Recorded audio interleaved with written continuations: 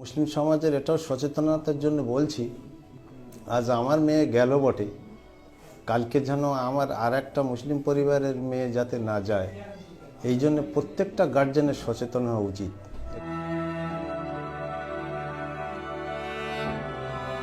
3000-এর কাছাকাছি মুসলিম মহিলাদেরকে নিয়ে সেই আশ্রমেই রাখা হয়।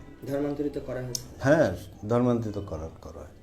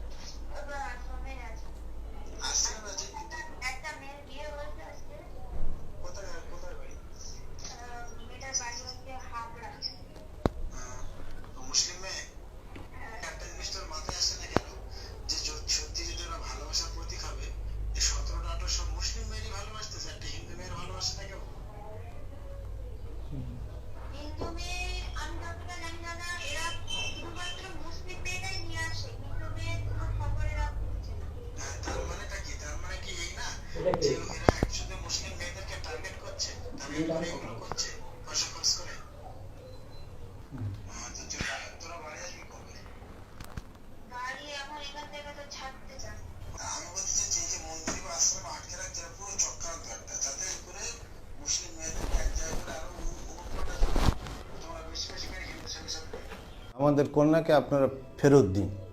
তার কারণ আমি খুব অসহায় একটা পরিবার, আমার একটা ছেলে আছে প্রতিবন্ধী, তবে বাড়ি আসার জন্যে আমার মনে হচ্ছে তার ইচ্ছা থাকলেও উপায় নেই, তাকে আটকে রাখা হয়েছে বলে ধারণা।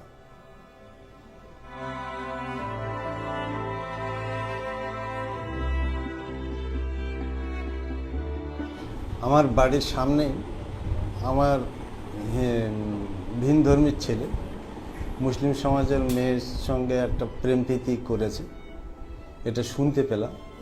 শুনতে পাওয়ার পরে আমি আমার সন্তানকে আটা কষা করি, কিন্তু আমার ওই সন্তান রাত 1টা-2টো পর্যন্ত টেলিফোনে কথাবার্তা বলতো, কিন্তু কার সঙ্গে বলতো কি বলতো এইটা তো আর আমরা জানি নেই। তবে আমার সম্ভবত একটা কোনো ট্রেনার হিসাবে কাজ করেছে, ট্রেনিংটা কম বেশি একটা পেয়েছে। তবে ছোটবেলা থেকে আমার সন্তানটা এরকম ছিল না, কিন্তু কেমন ছিল? খুবই পোলাইটলি, স্কুলের রেজাল্টও ভালো, গুড বলেই বাজারে পরিচিত ছিল। কোনো ধর্মের প্রতি কি তার ছোট থেকে কোনো আকর্ষণ? না, ছোটবেলা থেকে সে কোরআন শরীফ 3বার খতম করলো, রোজা করলো, এত কিছু থাকা সত্ত্বেও, ইসলাম সমাজের সমস্ত কিছু থাকা সত্ত্বেও সে যে কেন গেল এটা আমার মস্তিষ্কে আসে না। তবে এটা আমি মুসলিম সমাজের এটাও সচেতনতার জন্য বলছি, আজ আমার মেয়ে গেল বটে, কালকে যেন আমার আর একটা মুসলিম পরিবারের মেয়ে যাতে না যায়, এই জন্য প্রত্যেকটা গার্জেনের সচেতন হওয়া উচিত, এটা আমি মনে করি। আচ্ছা, আপনি বলছেন আপনার মেয়েকে এখন আপনারা মেয়ের সঙ্গে কথা হচ্ছে, সে চলে আসবে বলছে, কিন্তু তাকে আসতে দিচ্ছে না, এরকম কোনো অভিযোগ আপনারা করছেন? এরকম অভিযোগ মানে সে আমাকে বাড়ির ফ্যামিলিতে বলেছিল যে 2 মাসের মধ্যে বাড়ি যাব, কিন্তু এখন বলা হচ্ছে যে না, বাড়ি এখন যাব না, আরও আমার সময় লাগবে। তবে ওদের আশ্রমের যে একটা উকিল সাহেব নামে পরিচিতি, তেনার সঙ্গে গতকাল কথা হয়েছিল, তা তিনি বলছেন যে আপনি নাকি বলছেন যে আমাদের মুসলিম সমাজে খুব ক্ষতি হচ্ছে। 100 বার সেটা তো ক্ষতি হবেই, যার যায় সে বোঝে। তা না, ও তো এখন আমাদেরই আছে, আমাদের গোত্রের মধ্যে পড়ে আছে। শুধু ফোনে আমার রেকর্ডিং করার সুযোগ নেই বলে আমি ফোনে সেই রেকর্ডিংটা করতে পারি, কিন্তু কম বেশি সেই উকিলের ভূমিকাটা এমনই। আপনার মেয়েকে এখন নিয়ে গিয়ে কোনো আশ্রমে রেখেছে বলছেন? হ্যাঁ, কোনো একটা আশ্রমে আছে। কতদিন ধরে? তা গত 6ই জানুয়ারি সে বেরিয়ে গেছিল।